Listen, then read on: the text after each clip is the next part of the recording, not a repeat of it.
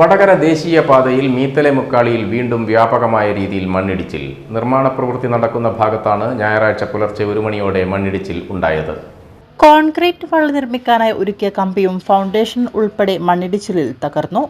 മണ്ണ് ഇടിഞ്ഞ ഭാഗത്തിന് മുകളിലുള്ള താമസിക്കുന്ന നിരവധി വീട്ടുകാരും ഭീതിയിലാണ്.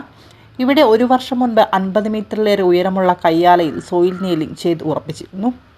പരിസ്ഥിതി ലോല പ്രദേശമായ ഇവിടെ മണ്ണിലേക്ക് 3 മീറ്റർ നീളമുള്ള കമ്പി കയറ്റിയാണ് സോയിൽ നെയിലിംഗ് ചെയ്തത്. അന്നുതന്നെ നാട്ടുകാരുടെ വലിയ പ്രതിഷേധമുണ്ടായിരുന്നു. പണി പൂർത്തീകരിച്ച് മാസങ്ങൾക്കകം തന്നെ ചെയ്ത ഭാഗം ഇടിഞ്ഞു താഴ്ന്നു. ഇവിടെ വീണ്ടും പലതവണ മണ്ണിടിച്ചിലുണ്ടായപ്പോൾ നാട്ടുകാരും രാഷ്ട്രീയ പ്രസ്ഥാനങ്ങളും ജനപ്രതിനിധികൾ ഉൾപ്പെടെ വലിയ പ്രതിഷേധവുമായി ഇവിടെ രംഗത്തെത്തിയിരുന്നു. അതിനുശേഷമാണ് കോൺക്രീറ്റ് വാൾ നിർമ്മാണ പ്രവൃത്തി ആരംഭിച്ചത്. ഈ നിർമ്മാണ പ്രവൃത്തി നടക്കുന്ന മേഖലയിലാണ് വലിയ തോതിൽ ഞായറാഴ്ച പുലർച്ചെ മണ്ണിടിഞ്ഞത്. കോൺക്രീറ്റ് വാൾ നിർമ്മിക്കാൻ ഒരുക്കിയ കമ്പി ഉൾപ്പെടെ മണ്ണിടിച്ചിലിൽ തകർന്നു. ഇപ്പോഴും പല ഭാഗങ്ങളും ഏത് നിമിഷവും ഇടിഞ്ഞു വീഴാവുന്ന തരത്തിൽ നിൽക്കുകയാണ്.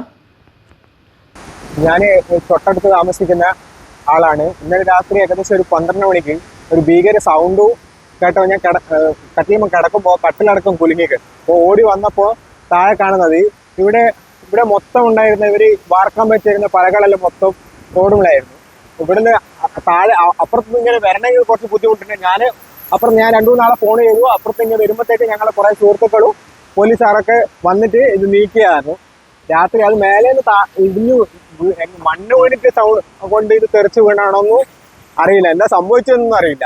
ഭയങ്കര സൗണ്ടായിരുന്നു, നല്ലോണം ജർക്കിംഗ് ഉണ്ടായിരുന്നു. പണി നടക്കാറുണ്ട്? ഇല്ല, രാത്രി കാര്യങ്ങൾ പണി നടക്കാറില്ല. അവര് ഉണ്ടായിരുന്നു.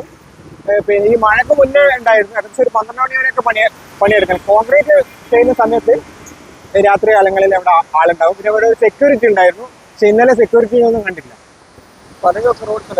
എല്ലാ റോഡുമല്ലായിരുന്നു. നാട്ടുകാർ ഞങ്ങൾ കുറച്ച് സുഹൃത്തുക്കളായിരുന്നു മാറ്റിയത്. പോലീസുകാരുണ്ടായിരുന്നു. കുറെ സമയം ഉണ്ടായിരുന്നു. ഈ സാധനം വന്ന് തെറിച്ച് വല്ല വണ്ടിക്ക് വീണൊന്നും അറിയില്ല. നമ്മള് മേലെ നിന്ന് നോക്കുമ്പോഴത്തേക്ക് ഫുള്ള് ആളും പിന്നെ വണ്ടിയൊക്കെ കാണുന്നത്. അന്നേരം വണ്ടികളിൽ വന്ന ആൾക്കാർ ഒരിക്കൽ പോകേണ്ട സൗകര്യത്തിൽ കുറച്ച് നീക്കിയിരുന്നു സാർ.